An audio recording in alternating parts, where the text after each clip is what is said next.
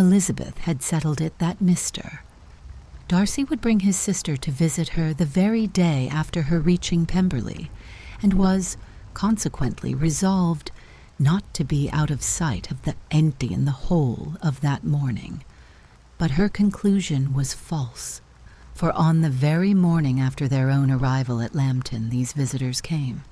They had been walking about the place with some of their new friends, and were just returned to the inn to dress themselves for dining with the same family, when the sound of a carriage drew them to a window, and they saw a gentleman and lady in a curricle driving up the street. Elizabeth, immediately recognizing the livery, guessed what it meant, and imparted no small degree of surprise to her relations by acquainting them with the honor which she expected. Her uncle and aunt were all amazement, and the embarrassment of her manner as she spoke, joined to the circumstance itself, and many of the circumstances of the preceding day, opened to them a new idea on the business. Nothing had ever suggested it before, but they now felt that there was no other way of accounting for such attentions from such a quarter than by supposing a partiality for their niece. While these newly born notions were passing in their heads, the perturbation of Elizabeth's feelings was every moment increasing. She was quite amazed at her own discomposure, but amongst other causes of disquiet, she dreaded lest the partiality of the brother should have said too much in her favor, and more than commonly anxious to please, she naturally suspected that every power of pleasing would fail her. She retreated from the window, fearful of being seen, and as she walked up and down the room, endeavoring to compose herself, saw such looks of inquiring surprise in her uncle and aunt as made everything worse. Miss Darcy and her brother appeared, and this formidable introduction took place. With astonishment did Elizabeth see that her new acquaintance was at least as much embarrassed as herself. Since her being at Lambton, she had heard that Miss Darcy was exceedingly proud, but the observation of a very few minutes convinced her that she was only exceedingly shy. She found it difficult to obtain even a word from her beyond a monosyllable. Miss Darcy was tall, and on a larger scale than Elizabeth, and though little more than 16, her figure was formed, and her appearance womanly and graceful. She was less handsome than her brother, but there was sense and good humor in her face, and her manners were perfectly unassuming and gentle. Elizabeth, who had expected to find in her as acute and unembarrassed an observer as ever Mr. Darcy had been, was much relieved by discerning such different feelings. They had not been long together before Darcy told her that Bingley was also coming to wait on her, and she had barely time to express her satisfaction and prepare for such a visitor, when Bingley's quick step was heard on the stairs, and in a moment he entered the room. All Elizabeth's anger against him had been long done away, but had she still felt any, it could hardly have stood its ground against the unaffected cordiality with which he expressed himself on seeing her again. He inquired in a friendly, though general way, after her family, and looked and spoke with the same good-humored ease that he had ever done. To Mr. and Mrs. Gardiner he was scarcely a less interesting personage than to herself. They had long wished to see him. The whole party before them, indeed, excited a lively attention. The suspicions which had just arisen of Mr.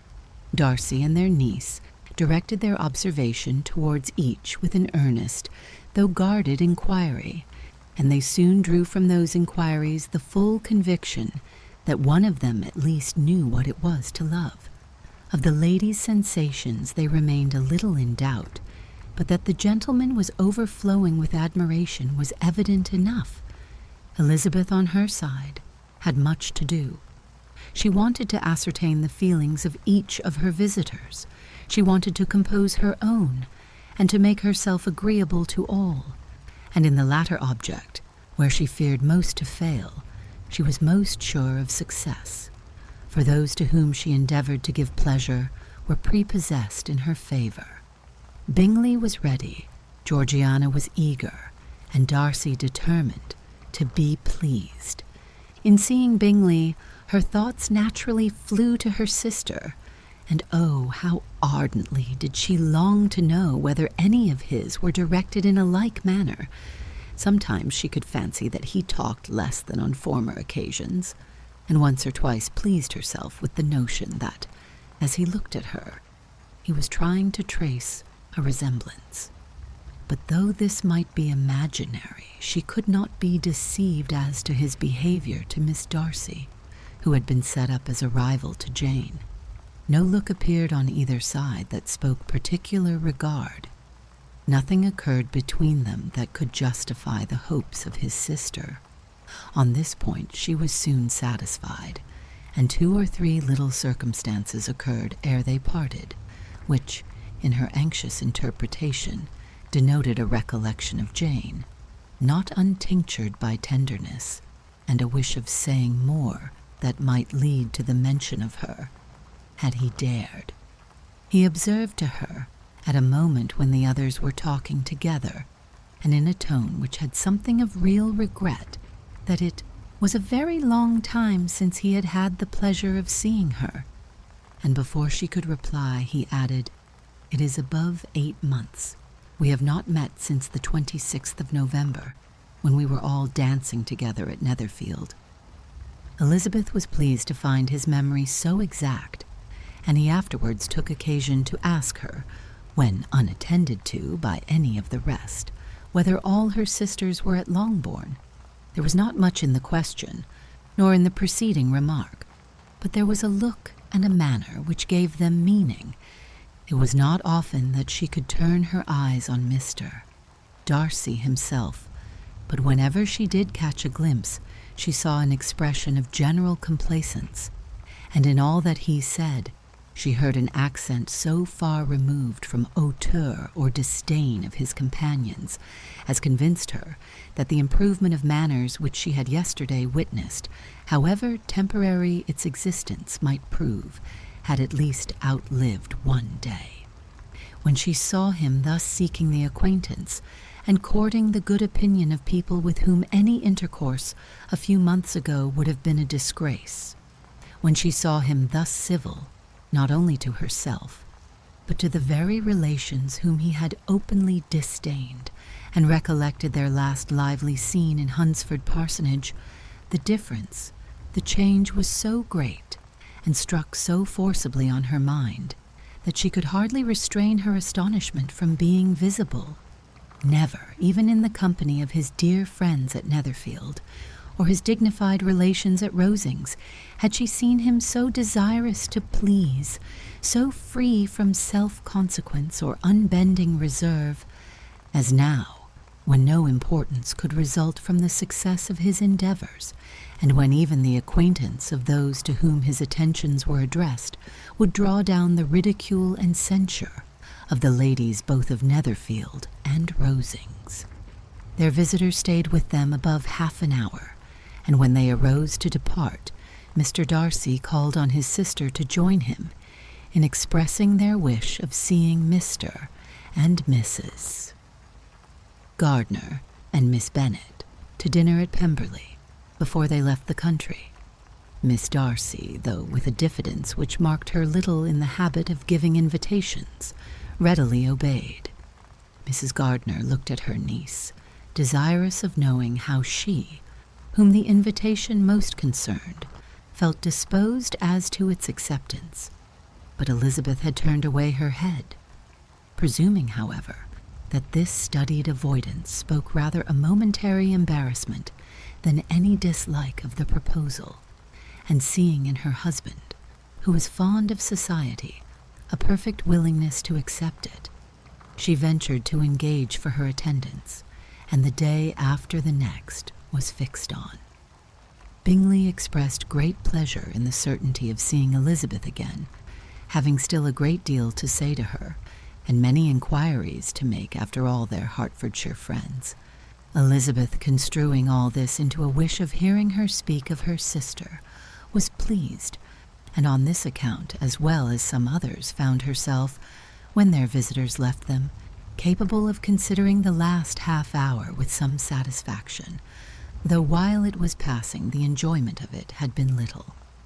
Eager to be alone, and fearful of inquiries or hints from her uncle and aunt, she stayed with them, only long enough to hear their favorable opinion of Bingley, and then hurried away to dress.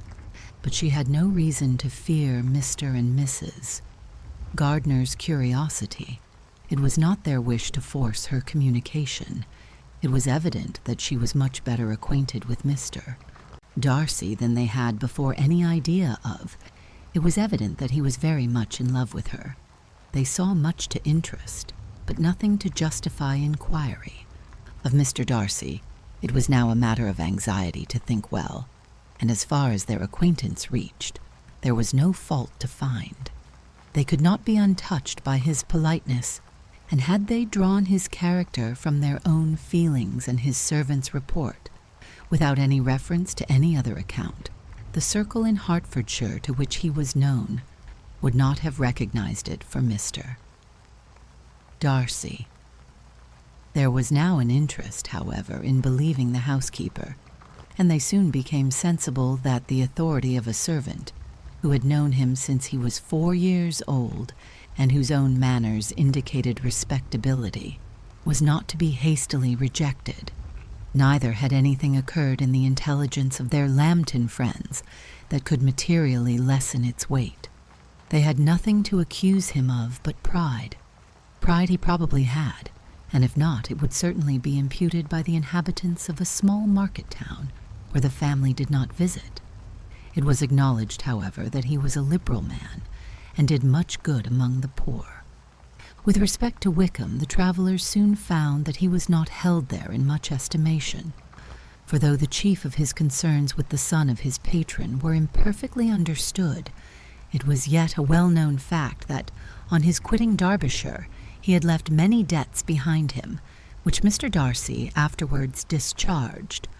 As for Elizabeth, her thoughts were at Pemberley this evening more than the last, and the evening, though as it passed it seemed long, was not long enough to determine her feelings towards one in that mansion, and she lay awake 2 whole hours, endeavoring to make them out.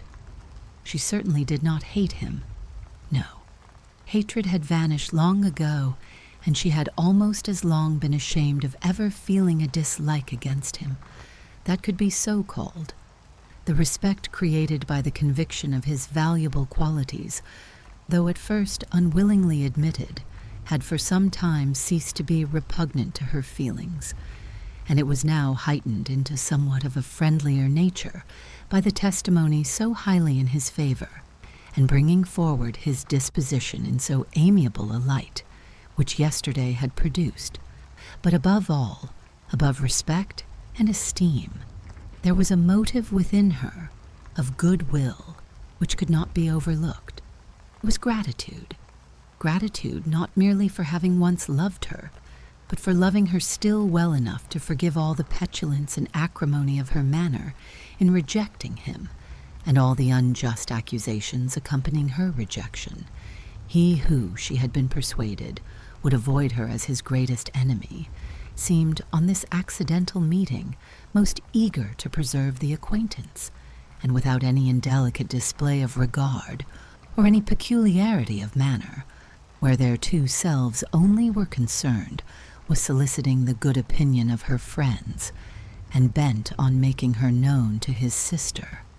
Such a change in a man of so much pride excited not only astonishment, but gratitude, for to love, ardent love, it must be attributed, and as such, its impression on her was of a sort to be encouraged, as by no means unpleasing, though it could not be exactly defined.